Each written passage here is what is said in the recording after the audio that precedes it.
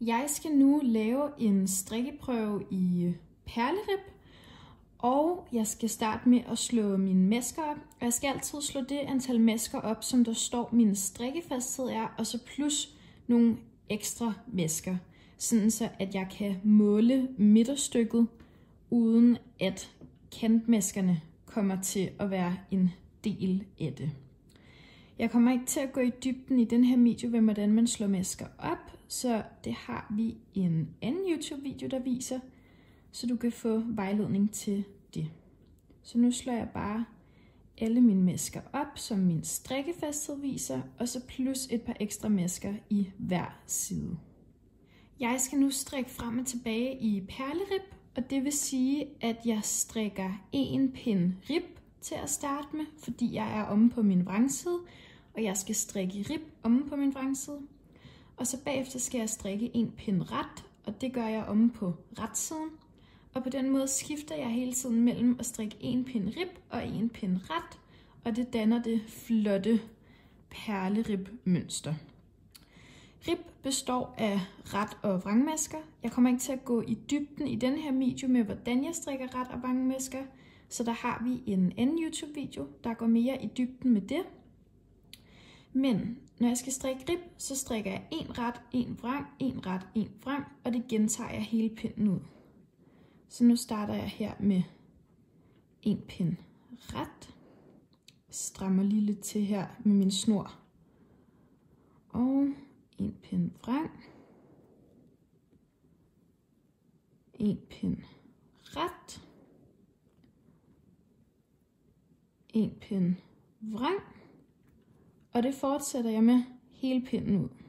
Nu har jeg strikket hele min pind rib, og jeg kan se forskel på mine ret- og vrangmasker ved, at mine retmasker, det er de masker, der ligner V'er, og mine vrangmasker er dem, der har en boble. Så nu har jeg strikket en pind rib, skiftevis ret vrang, så nu skal jeg vende mit arbejde om. Og nu er jeg omme på retsiden og skal nu strikke en pind ret. Så jeg laver bare retmasker hele pinden ud. Nu har jeg også strikket en pind ret, og jeg kan se forskel på mine to pinde, fordi at min pind med rib har skiftesvist V'er og bobler og V'er og bobler, og min retpind har V-masker hele vejen hen.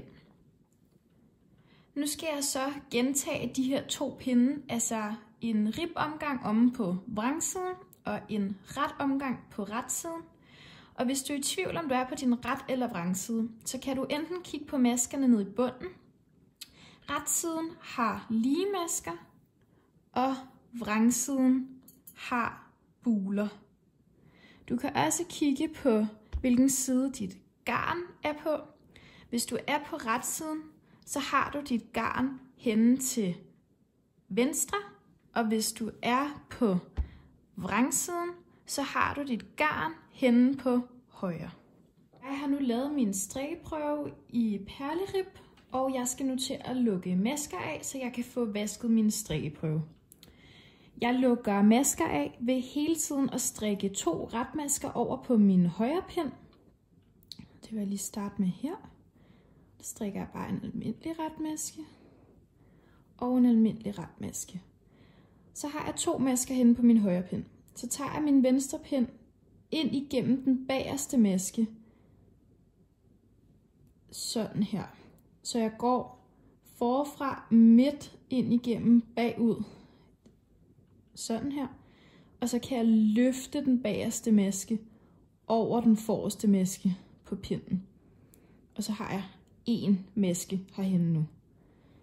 Så strikker jeg igen en maske over, så jeg har 2 masker henne på min højre pind. Går igen forfra midt bagud igennem den bagerste maske og løfter den bagerste maske over den forreste maske. Og sådan fortsætter jeg altså og lukker mine masker af hele vejen hen.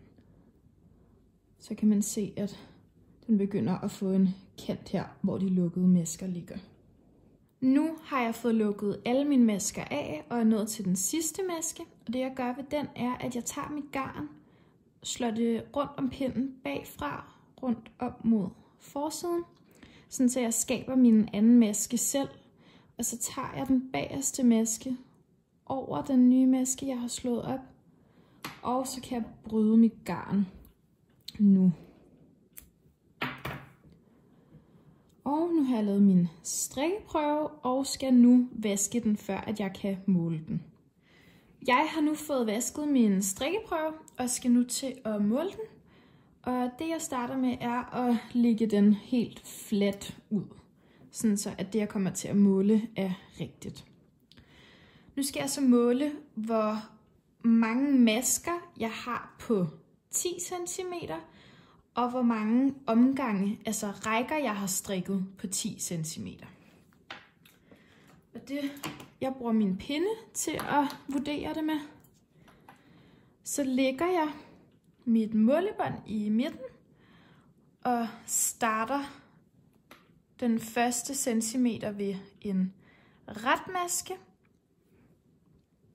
Og så kan jeg se, at den igen slutter ved en ret maske. Og så skal jeg tælle de masker, der ligger her imellem, så jeg kan se, at der løber en ret bane, en ribbane, en ret bane, en ribbane. Og sådan tæller jeg altså, hvor mange jeg har på 10 cm. Så jeg siger 1, 2, 3, 4, 5, 6, 7, 8. Og det fortsætter med helt hen til de 10 cm. Enten har jeg det maskeantal, der passer, eller også kan du risikere, at du har for mange masker. Hvis du har for mange masker, så skal du prøve at gå en pindestørrelse op og se, om du kan ramme strikkefastheden på den. Hvis du har for lidt masker, så skal du prøve at gå en pindestørrelse ned og se, om du kan ramme størrelsen på den. Det samme skal jeg gøre med højden. Der skal jeg også kigge på min opskrift og se, hvor mange omgange min strikkefasthed siger, jeg skal have på 10 cm. Og det gør jeg det samme. Der tæller jeg V'erne. Så der kan jeg sige 10 cm her, og den første centimeter starter her. Og så kan jeg bare begynde at tælle V'erne.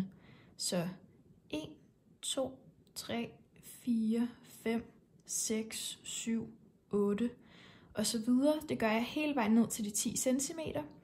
Og igen, hvis jeg har for mange masker, så skal jeg altså igen justere min pindestørrelse, og det gælder også, hvis jeg har for få masker.